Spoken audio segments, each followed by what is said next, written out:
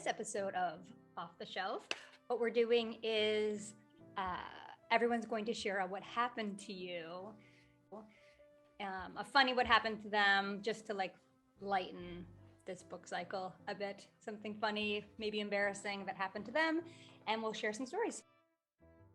And also just to point out, because I think like all 6 of us are aware, but for anyone who is listening or watching, this is not an attempt to try to make light of trauma on any means whatsoever. Trauma is not a laughable matter. This is us really just trying to have fun with the fact that we're celebrating being a human, and sometimes funny shit can happen. Yeah. Laughter's the best medicine sometimes. Isn't it? Yeah. Well, who wants to go first? I could go first if you want. I have lots. I have many. I know. I love your stories. You've got some good stories. Some of my best stories are about Sarah. But I was going to say, you can just jump in on this one if you like, because you witnessed it. So here's my story. When I was a teenager, I don't know, maybe I was like 16, maybe 17 or something, I quickly leaned over to blow out a candle I had burning in my room. No. And as you would do, you blow, but I was running out to go do something. I think I was, whatever it was, I blew too hard. The wax in the candle literally scooped up and landed on my eyeballs and then dried. And then dried. It burned my eyeballs. I screamed clearly because it was extremely painful, and then ran around the room in shock. Meredith, your arms up in the air. You threw your arms up in the air. You went to blow. You're like, ah! Meredith was in the room, I think, or the hallway, waiting for me. I ran around my room and then ran out the door. But because I was blinded, I hit this edge of the door right in the head, and then flung back onto my bed, spread eagle, screaming. And then Meredith, instead of getting my mother to help, because she witnessed this whole thing, burst out laughing. It was on the floor, crying so hard. I'm like, what? She was laughing. How did that happen? And she couldn't answer me though. She's like on the bed going, ah! She's got a goose egg. And her eyes are hurt, and she's screaming.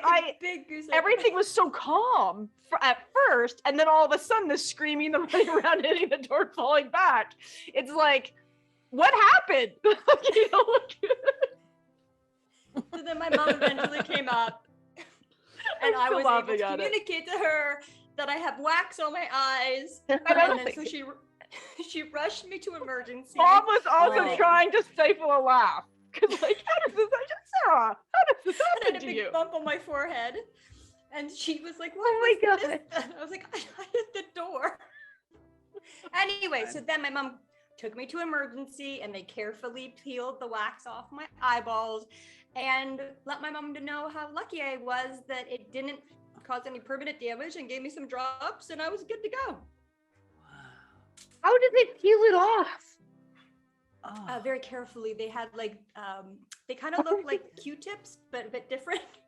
So did you have to like literally look at them, do it the whole time? No, they had something holding my eye open. Holding my eye.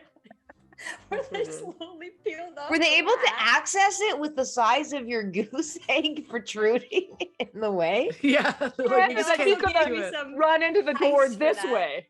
Like she went to, also, where was she going? Gonna run down the hallway? She's like getting out of there. Like she's just in flight, right? She's panicking. Yeah. Was she gonna run down the stairs with no eyesight? Like it just, I don't know. So do you still react this way if something like that happened now? Would you still run around and go like that? Oh, I'm sure. Yeah. Really? She always flight. Yeah. She is flight. Oh my gosh. I go to like super adrenaline, like, okay, this is what we need to do, and this is what we need to do, and I'm like, let's organize everything so everything's fine. Like, so I'm glad. Yeah. Well, if you and I are in a crisis, we're probably good together then. If you can catch her. Yeah. Meredith, what happened to you? Does as many things happen to you as your sister? No. Short answer, no. Short answer, no. Nope. I was trying to think of things that like, I don't think I'm easily embarrassed, right? Like, but so then I was thinking of, here's something, it's not really something that happened to me per se, but I had a dog and she was very dominant and she traumatized lots of people. So she was like very dominant, very hard to train and stuff, but she was very well trained, but she didn't like to listen to other people other than say me and my husband. And so there are a lot of stories with her, like my brother-in-law came to visit and my husband and I were both going to work and he was going to go to the airport. And we said, okay, well, before you leave, if you could just let the dog out and then put her back in before you go to the airport, that'd be great. So she could go pee. He's like, sure. So he lets her out and then she won't come back in. And she's just sitting in the middle of the backyard waiting for him. And so he's like, okay. So he goes out there and he comes out and she attacks him. And he had to pull her into the house while she was biting his arm. Like she was a puppy, right? And she's not like a violent attacker. She's like a big galoot. No. She thinks it's fun, but she was a puppy and she was very strong. Like when she was full grown, she was like 150 pounds. So she was very, very strong. And so she thought she was playing, but it's terrifying when a dog that size is playing with her mouth. And so he like had to like pull her into the house and like. We should also mention that she's a Great Dane. Yes. Okay. So there's more than one story for Adagio. So he managed to get her into the house, get her in her crate, and he went off to the airport. We heard about it later, about her fully attacking him. And then Sarah was visiting when she was a puppy. And Dan and I went to go play Ultimate Frisbee. And Sarah's like, oh, I'll just take the dog for a walk. I'm like, are you sure? Like, she's kind of big. And Sarah's not, she doesn't really like big dogs. And I was pregnant too. She's pregnant. She's like, oh, I'm sure it'll be fine.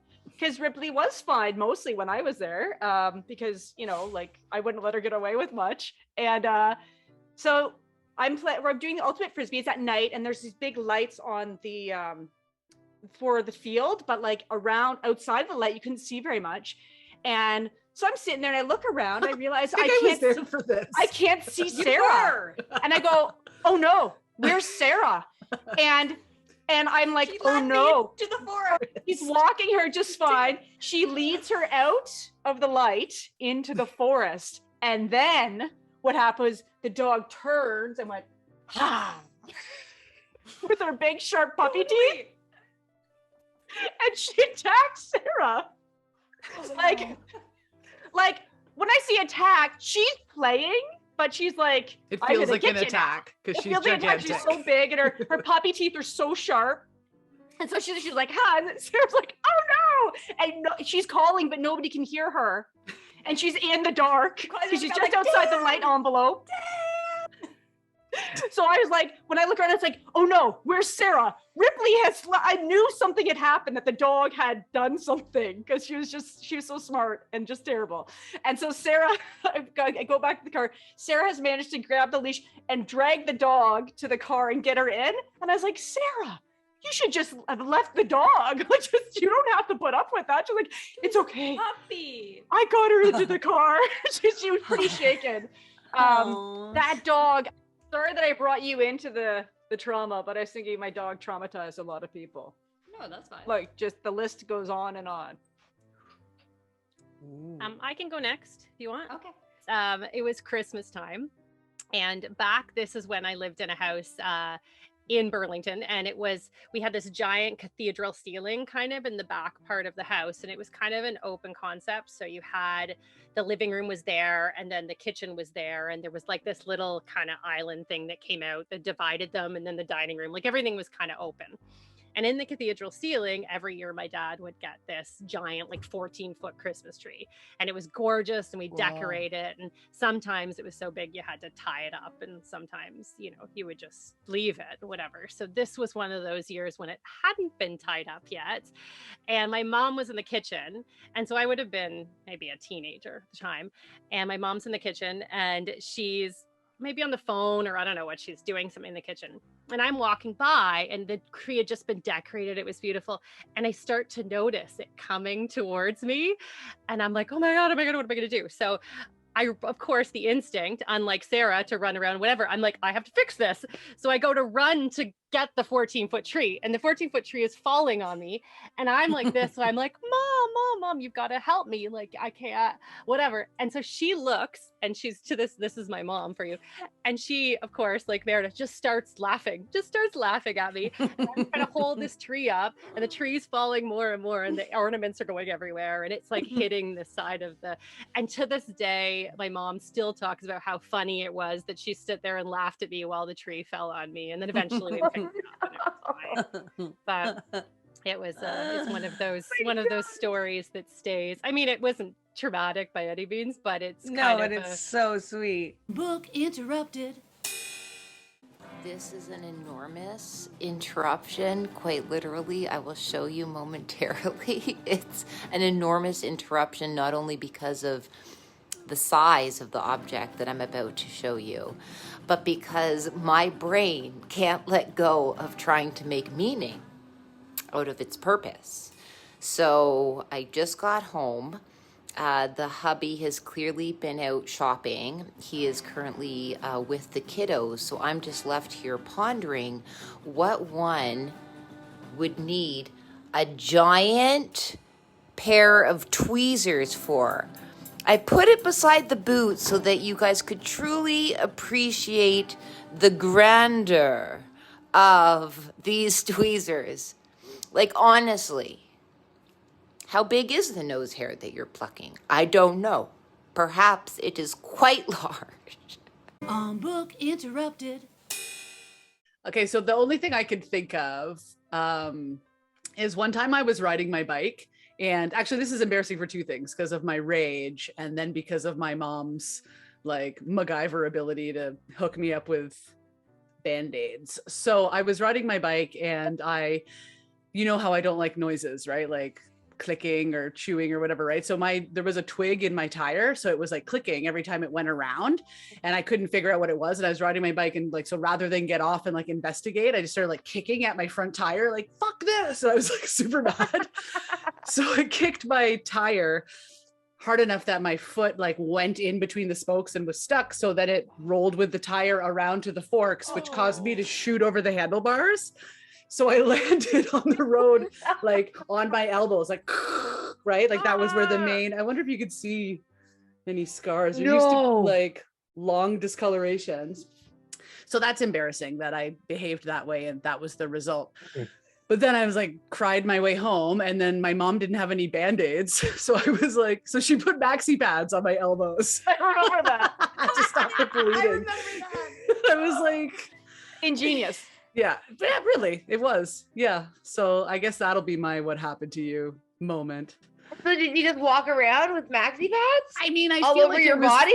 for a moment. You know what I mean? Like, I don't think I had to like go to school the next day with my maxi pads. That would be traumatizing. Yeah, that'd be a little much. It was like If at she that wanted age. you to, I could Yeah, see she her probably making you did be have like, "Oh, some don't be like so expectation stupid, that was Kimberly." outrageous, you know, Yeah. like, what's the problem, Kimberly? Like,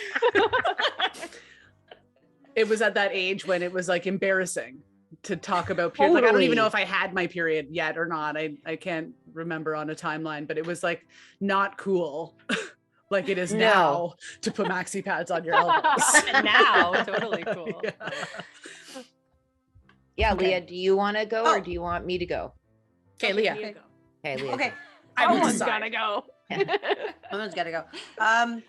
One easy one that was traumatizing for everybody there, I'm sure, and embarrassing for me is, as you may or may not know, in my 20s, I was a bit of a party girl, and I have, like, when I'm hungover, there's like very specific things I want to ingest in the morning to make myself right. One of them is black coffee. It's all liquids. One of them is Diet Coke, and one of them used to be chocolate milk. So I would always, when hungover, which I was often, like, you know, get to work, get to the Tim Hortons across the street, and get chocolate milk, which I would ingest first, then the black coffee, then the cold Diet Coke. I don't know. It just worked for me. So Late for work, of course. Me and my boyfriend are taking the bus. We hit the Tim Hortons. Struggling. I'm pretty struggling. And I'm at the counter and they're bringing everything. They bring the milk first and I'm dying thirsty. And I get the milk, crack it open, start slugging it back. And as soon as it hits my stomach, I realize this is completely curdled chocolate milk. And I immediately start throwing it up and just throwing up all over Tim Hortons. Everybody in the line just goes boosh, like jumps back because it's spraying everywhere in everyone's feet. And I'm just not only puke it up, but then continue to like a dry heap of empty. So it's like I can't just like recover because I'm physically like my stomach's still doing the thing. So my boyfriend, I don't even know where he is. He's probably like, I don't know her. I'm out of it. Like it was everywhere. And it, chocolate milk is like kind of pinky purple. Yeah. It's just like, like of all the things. Yeah. So I ran away. I ran away. That's me. I do that. Yeah, I did this. I ran the street to work. And then whatever, the day goes by and, I live to see another day. And like a week later, I'm talking to Kara's husband. He calls me to tell me how he heard from another person, because I had told them the story of what happened. And he heard about it from someone who was at that Tim Hortons. And they were like, ew, the grossest thing happened to me. I was at Tim Hortons and this girl fucking threw chocolate milk everywhere. You're a legend. And he was like, that's my sister-in-law. It's so true. Like he's and so ever proud. since then, we always in our family will check chocolate milk. Well, I don't drink. Oh, it's like an automatic thing. That was my question. Like, have you ever been able to? Yeah. And for some reason, Bob would always find out about my shenanigans, my drunk shenanigans. Like, all right. So, what happened? You guys ready? Okay. Yeah. Well, like Sarah, I had a few stories to choose from, but I decided I would share this one. It took place in my adult years, just before having children. So ever since I was little, I think even like from the age of 11, I've been seeing a dermatologist for acne. And I set up a new appointment with a new dermatologist and I go and I'm like, I show up to the appointment.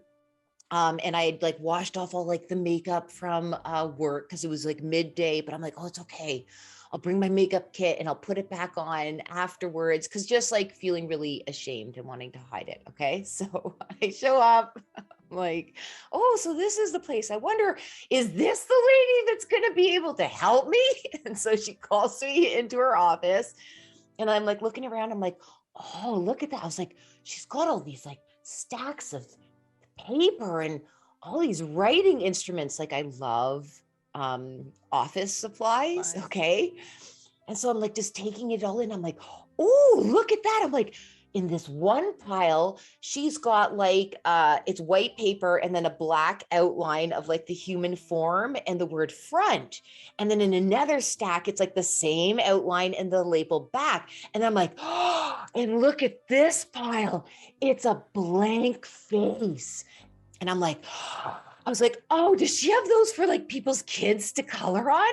I'm like, this is so exciting. And then I'm taking that all in and I'm like totally wanting to like color on her sheets. It's not all connecting at this point, folks. Okay. Because again, I am what is this place? You'll hear. Oh, you'll find out. And I'm like buzzing. I like can't wait to see like what's gonna happen. And she's very monotone. Like she doesn't have any expression. She is very like straight and get to work. And she grabs my like duotang folder and she opens it up. And then she's just talking to me about like, you know, how long have I had acne? Those sorts of stupid questions. Okay. And she was very like still. And then she's just, as she's talking to me, she's like taking notes and she's not even looking at her hand writing. And then she just reaches over and she grabs from one of the piles of paper. And so I'm like, that's in my peripheral. So I'm trying to maintain eye contact, but I'm very curious. I was like, what piece of paper from this stack did she grab? Right. And then she's still like, writing notes, like very like boring. And then she reaches again and she grabs from one of her colorful bins. And I'm like, this is on the inside. I'm like, this is getting exciting. Like, what are we going to do? And she like takes off the lid and then she just starts going like all over the page. And I'm like, what is she doing? So I can't take it anymore. I have to break the eye contact and I look down and I'm like, yeah, do you have all the answers? And I look and it's the sheet of the face and she's taking a red marker and literally put like dots all over it. And I went from like up here, folks, to being like so excited and jazzed and like, this is going to be a new age approach to all of a sudden it all coming together mid-sentence. I was like, oh my God, she's drawing my face. I was like, not your face, your acne. Your acne. My acne. And I was like, Your acne. and then I was like, oh. And then I remember in that moment clutching my purse even tighter to me because that's where all the makeup was. And I was like, don't worry. We'll get to that bathroom. Don't you worry. And then I don't like her. And she was so unfeeling and didn't even like, when you're talking to someone and they don't like acknowledge or give an emotional expression that they've registered what you're hearing. And you're just like, and so she's just like, okay, here's your prescription. And I was like, so that, for how long? And I was like, never mind.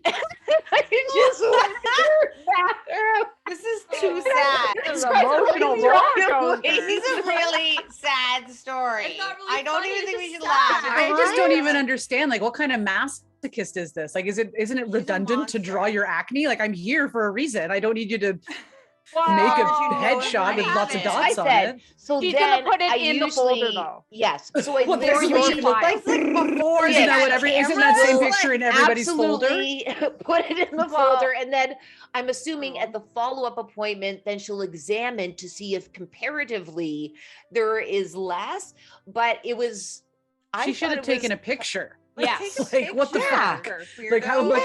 The sound that goes along with the. It was, yeah. And you have 1, 2, 3, 4, 5, Every 6, 7, 8, 9, 10, shameful 11, 12, spot. 13, 14, 15, 16, 17, 18, 19, 20. Totally. My arm is How many tired. do they have? The whole Like, face. look at all It's of just your right at acne. the end. I'm gonna put it all on there. Wait. It's not even dots anymore. It's just a red head. Oh, What a boy. But it was, bitch. what was funny about it was how mismatched, like how not wanting to perceive the reality I was like, and it's going to be great. And it's going to be wonderful. And it's like, and she's got colorful markers, folks. And She's then new to age. only, realize. I was like, I didn't know where the story was going. I was like, she's a child psychologist. Kara walked into the wrong office. Yeah, There was another little I- girl that was supposed to be I there. also didn't understand because there was so much of what I would label in my head as art supplies. So it was really, what's the word, like disorienting? Like I was like, where am I? And I was so hooked in that I didn't even see. If you've enjoyed these video highlights, listen to the full episode on our YouTube channel or wherever you get your podcasts. Remember to like and subscribe and ring that bell to be notified when new episodes are published. Find out more by going to www.bookinterrupted.com. Book Interrupted. Never forget, every child matters.